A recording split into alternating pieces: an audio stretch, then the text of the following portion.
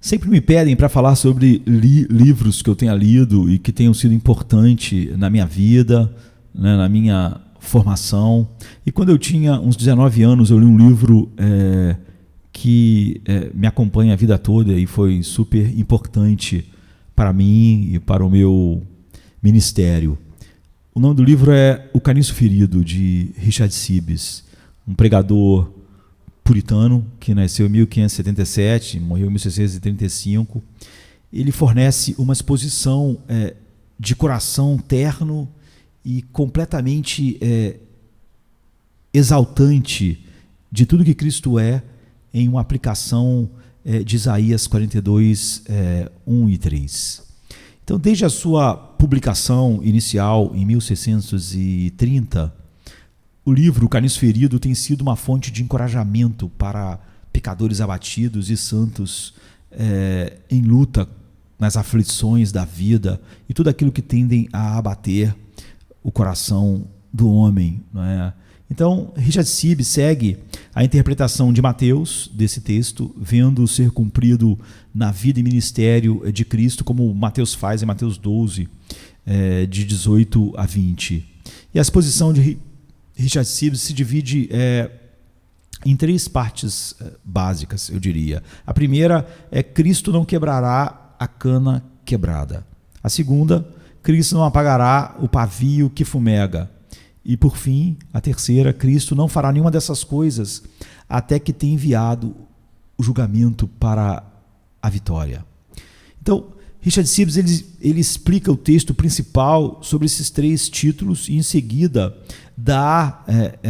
enquanto faz isso, ele intercala, na verdade, a aplicação disso ao longo do livro, a vida diária. Então, por quê? Porque um pastor ou qualquer pessoa ocupada em nossos dias gastaria tempo, por exemplo, lendo um livro escrito por um pregador, um pastor em Londres, séculos e séculos atrás?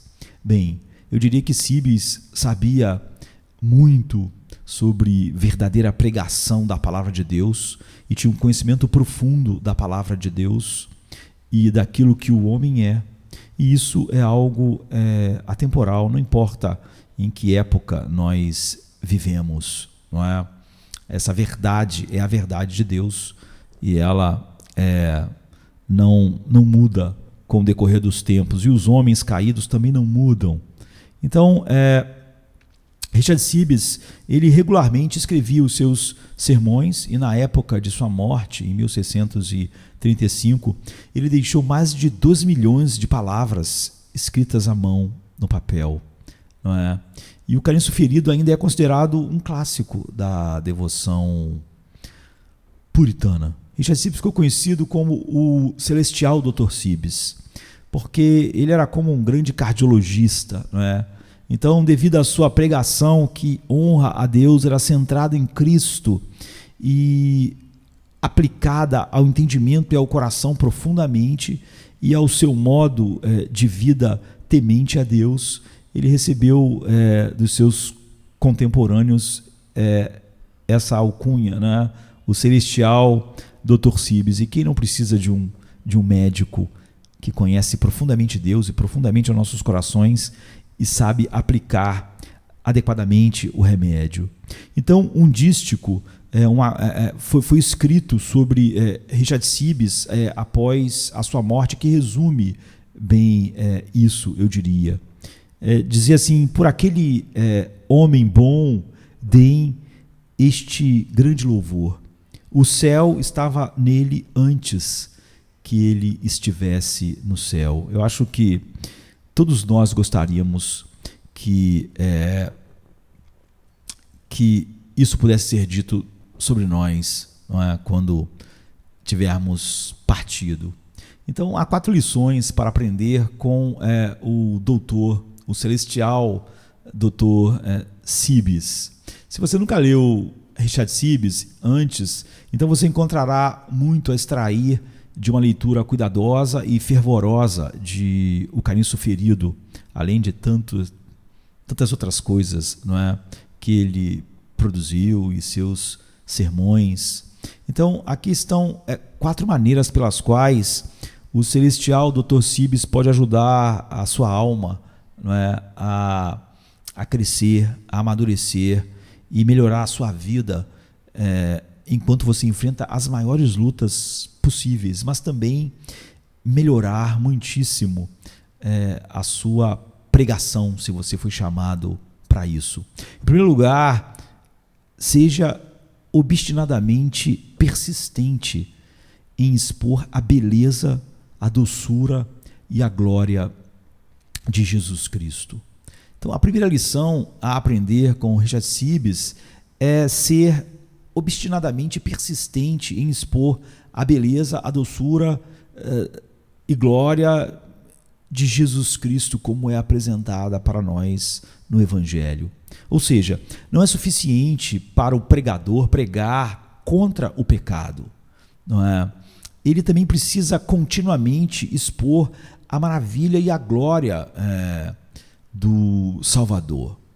Richard Sibes, ele entende, como poucos, o que as Escrituras ensinam sobre a depravação do coração humano caído, não é? Sobre como o homem é em si mesmo.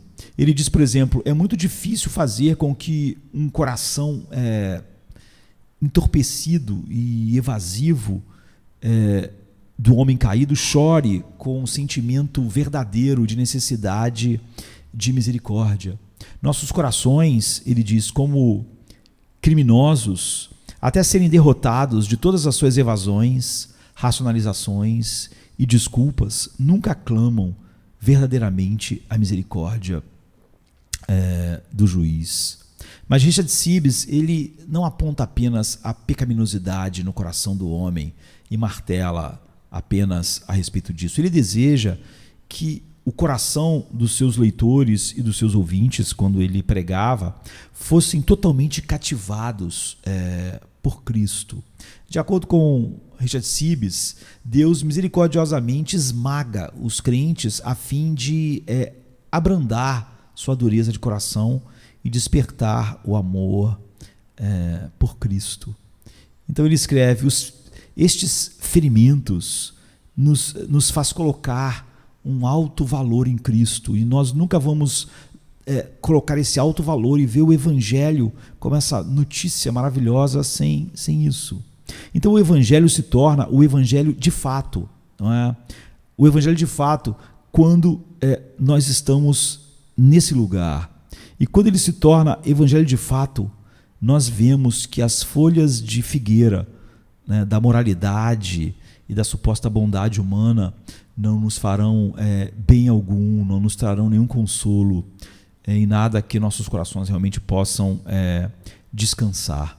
Então esse tipo de centralidade em Cristo é encontrado em todo o livro O Caniço Ferido, como em toda a obra de Richard Sibes e em seus sermões. Por exemplo, no Caniço Ferido ele diz: há mais misericórdia em Cristo do que pecado em nós.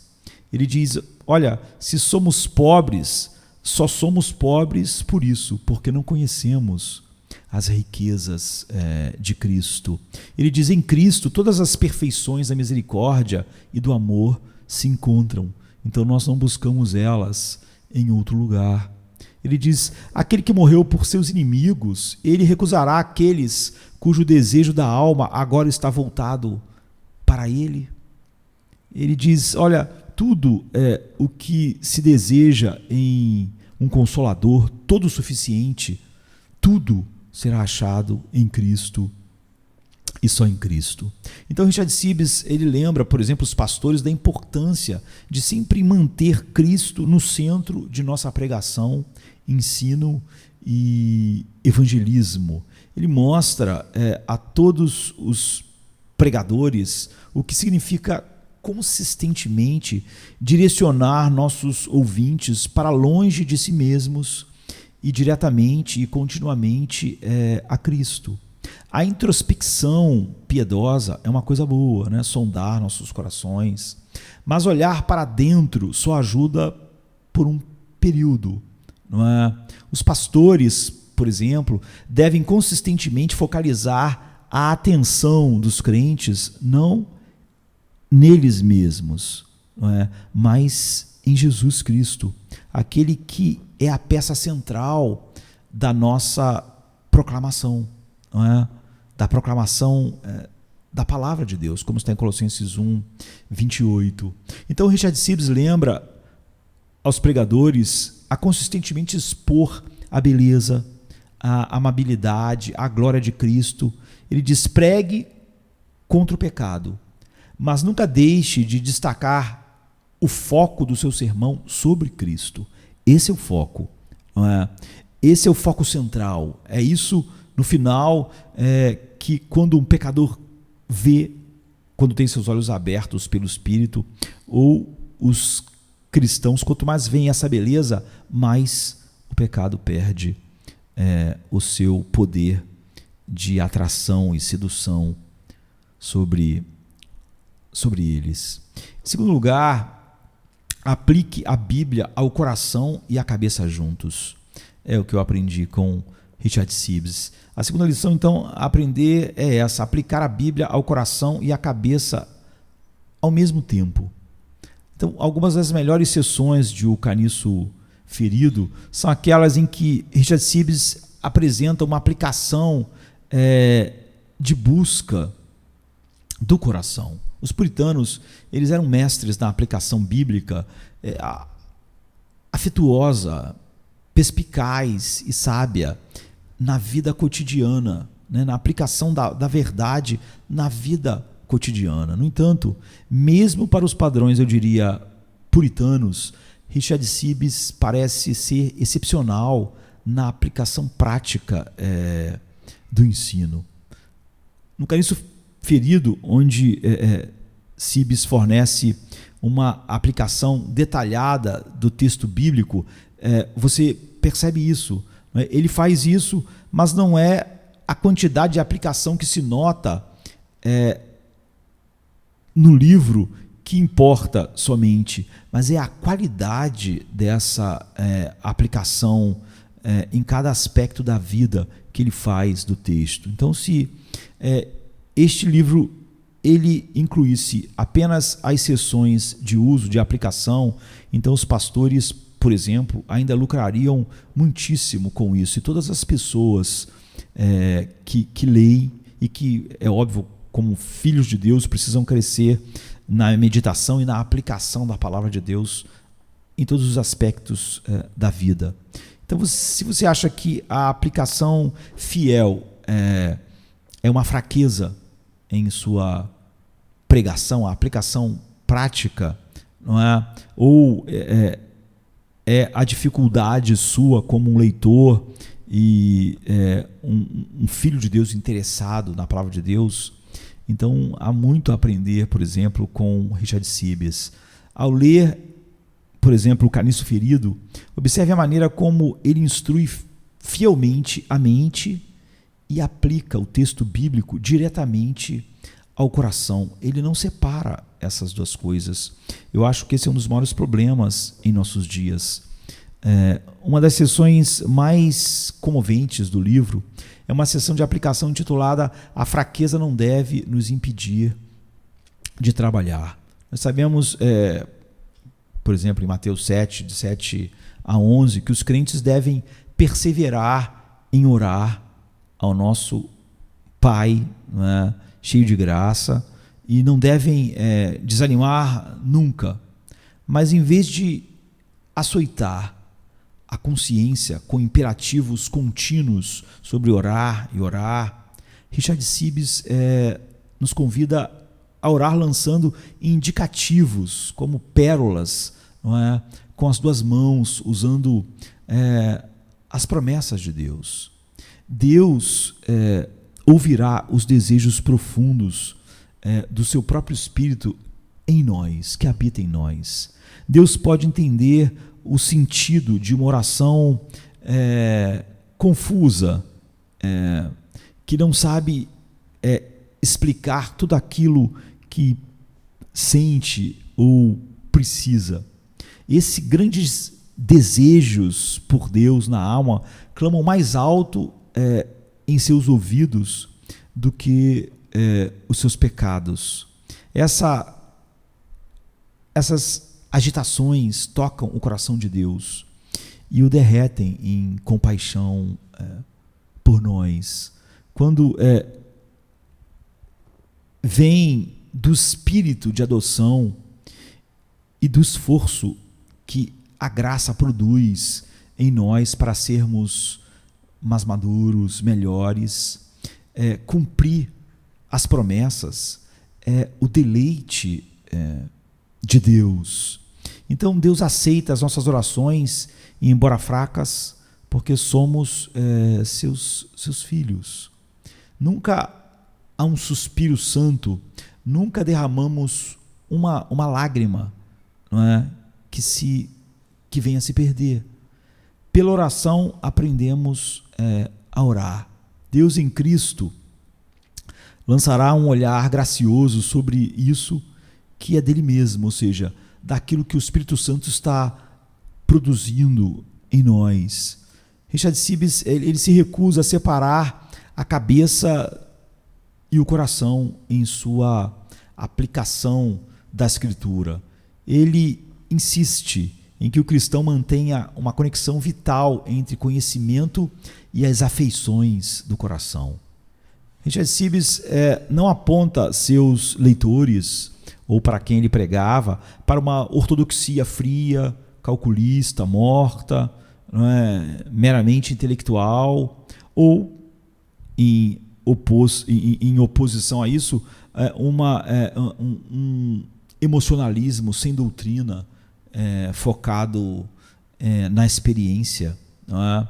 Então, as afeições devem ser elevadas o mais alto possível e não contidas, desde que sejam criadas unicamente de acordo com a verdade de Deus, estejam sendo produzidas pela verdade de Deus, ou seja, o Espírito Santo esteja incendiando essas verdades em nossos corações. Então, na escrita de Richard Sibbes, a cabeça e o coração não estão nunca em oposição. Em vez disso, a cabeça e o coração ajudam um ao outro a conhecer e amar verdadeiramente a Cristo.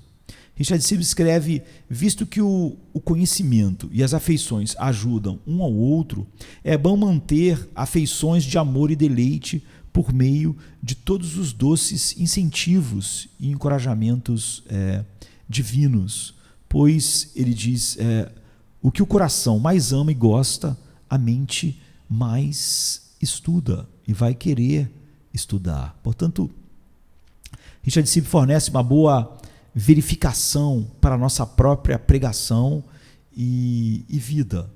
Nosso objetivo na pregação, por exemplo, é despertar o afeto de nossos ouvintes por meio de preencher seus entendimentos com a verdade fresca, gloriosa, alegre, deleitosa, com alegria indizível sobre Jesus. É isso que a gente faz, é isso que nós devíamos fazer. Tanto nós quando pregamos, quanto todos nós quando meditamos. E Richard Sibbes está certo. Se nossos corações amam a Cristo, estudaremos Cristo. Esse será nosso interesse sobre todas as outras coisas. Em terceiro lugar, eu diria que ele nos ensina algo que nós podemos dizer assim: torne as ideias complicadas simples. Então, uma terceira lição a aprender é essa: é tornar claras as ideias complicadas. Sibbes faz isso o tempo todo, ele faz isso de forma poderosa, com economia de palavras. Por exemplo, Richard Sibbes faz a pergunta de investigação: qual é a fonte de desânimo para os deveres para com Deus? Os deveres do nosso chamado, não é? Os deveres de alguém regenerado. Nesse ponto, a gente pode esperar uma resposta complicada, mas, em vez disso, Richard Sibbes dá uma resposta simples e tripla. Qual é a fonte do nosso desânimo para vivermos o que somos chamados a viver para Deus e os nossos deveres como filhos de Deus, ele diz: não é o Pai, não é Cristo, não é o Espírito. Desânimo, então, deve vir de nós mesmos e de Satanás, que trabalha para nos apegar a uma aversão ao dever ou ver nisso um fardo. Então, se você se sente desanimado para ir a Deus em oração, ou ir à palavra para meditar, Richard Sibbes o exorta a pregar a si mesmo, que essa mentira desanimadora vem de sua carne ou do diabo, o pai das mentiras, o enganador.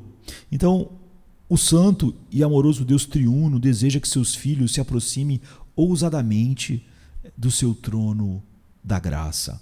Eu diria, com a possível exceção de Thomas Watson, não é outro doce e grande puritano que nasceu em 1620 e morreu em 1686, Richard Sibbes, junto ou depois de Thomas Watson, é o puritano mais capaz de produzir tweets, pequenas frases que agora nós nos acostumamos por causa do Twitter. É algo que eu escrevo muito, frases, e ele talvez seja um dos puritanos da onde nós podemos extrair mais frases assim. Por exemplo, ele diz: em tempo de tentação, creia em Cristo ao invés de crer no diabo.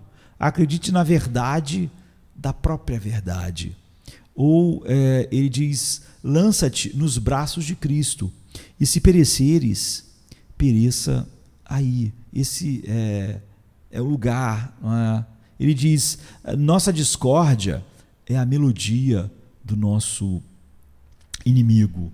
Ele diz: quanto mais baixo Cristo desce até nós, mais alto devemos levantá-lo em nossos corações. Ele diz: o cristão vence mesmo quando é vencido. Não é? Pequenas frases que você pinça, que dão, você pode tuitar, não é? Ele a escrita dele e a pregação dele é cheio disso que você pode extrair. Ele diz: a graça nos conquista primeiro e nós, por meio dela, conquistamos tudo o mais. Então, Richard Sibbes omite palavras, eu diria, desnecessárias. Não é? Ele é sempre pontual e cirúrgico no que está dizendo. E isso ajuda a tornar seus sermões revigorantes, vigorosos, memoráveis, claros. E não é de se admirar, então, que aqueles que ouviram ele pregar com amor acabaram por se referir a ele como o doce conta-gotas, não é? Da onde pingava a doçura, da beleza, da glória de Cristo, do deleite em Cristo, como era a ênfase daquilo que ele pregava. Em quarto lugar, aconselhar os santos e pecadores com sabedoria bíblica é o nosso chamado. Cada vez é mais difícil isso, né? As pessoas chamam hoje de aconselhamento algo que não tem nada a ver com a Bíblia. O aconselhamento que as pessoas recebem, muitas vezes hoje na igreja, nos gabinetes pastorais, é tudo menos aconselhamento bíblico. É um mero aconselhamento humanista secular, com palavras do jargão cristão.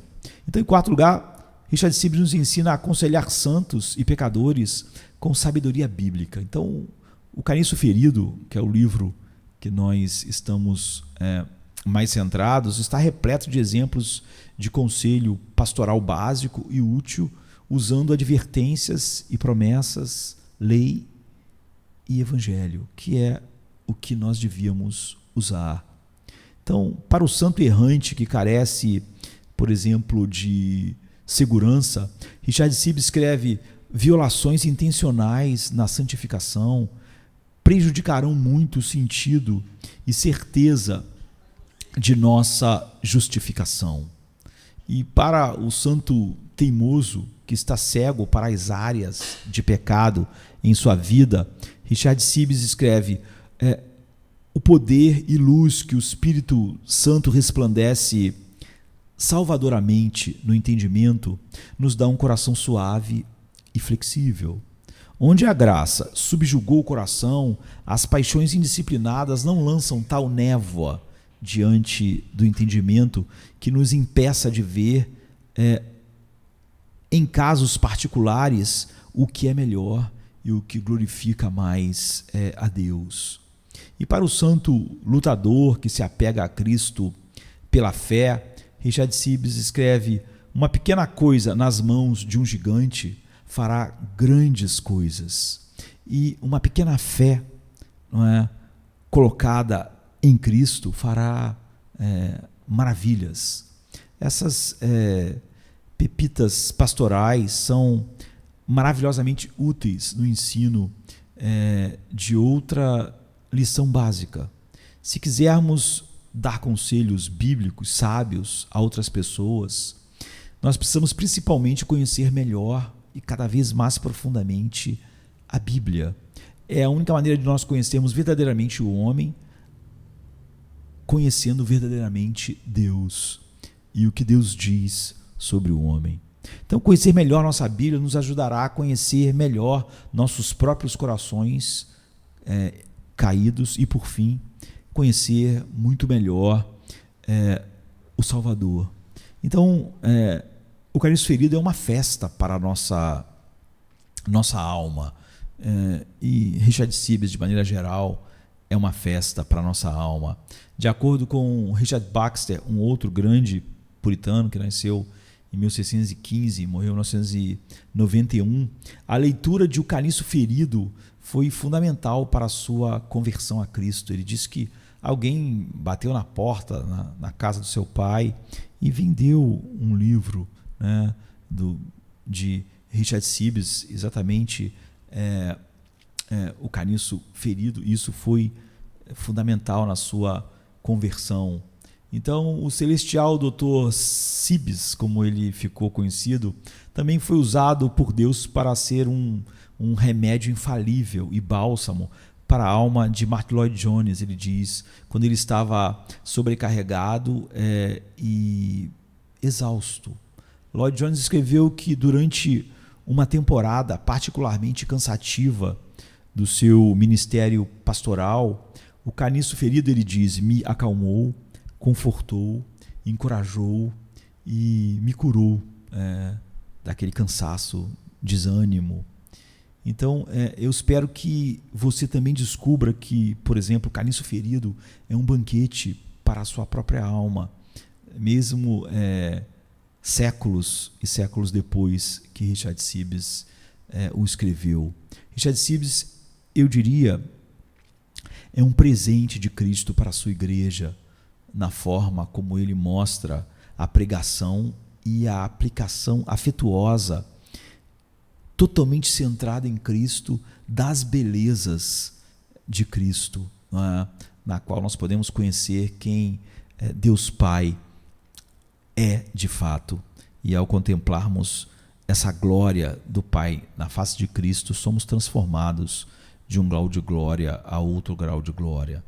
Então, que alegria é manter sua companhia por meio dos seus escritos. Eu tive muito, durante esses anos todos, a companhia de Richard Sibbes através dos seus escritos. E aprender com ele a amar o Salvador, quando eu tinha 19, 20 anos, quando eu li pela primeira vez, aprender a amar, enxergar a beleza de Cristo mais profundamente e então, por causa disso, proclamar seu evangelho com mais fidelidade e paixão, foi o legado que Richard Sibbes deixou para mim. E o Carniço Ferido é um exemplo claro assim da sua obra e de seus sermões, e eu acho que abençoará muitíssimo a igreja, não só agora, mas como nos anos por vir, apesar de ter sido lançado em 1630 e ter sido escrito séculos atrás. O Caniço Ferido, de Richard Sibbes. Os puritanos eram gigantes, não é, de Deus no mundo, como o mundo jamais viu uma concentração tão grande de homens tão saturados da verdade de Deus como na era dos puritanos. Que nós possamos resgatar isso e os homens e a igreja serem abençoados por nós, como a igreja tem sido abençoada por séculos por homens como Richard Sibbes. Amém, querido. Amém.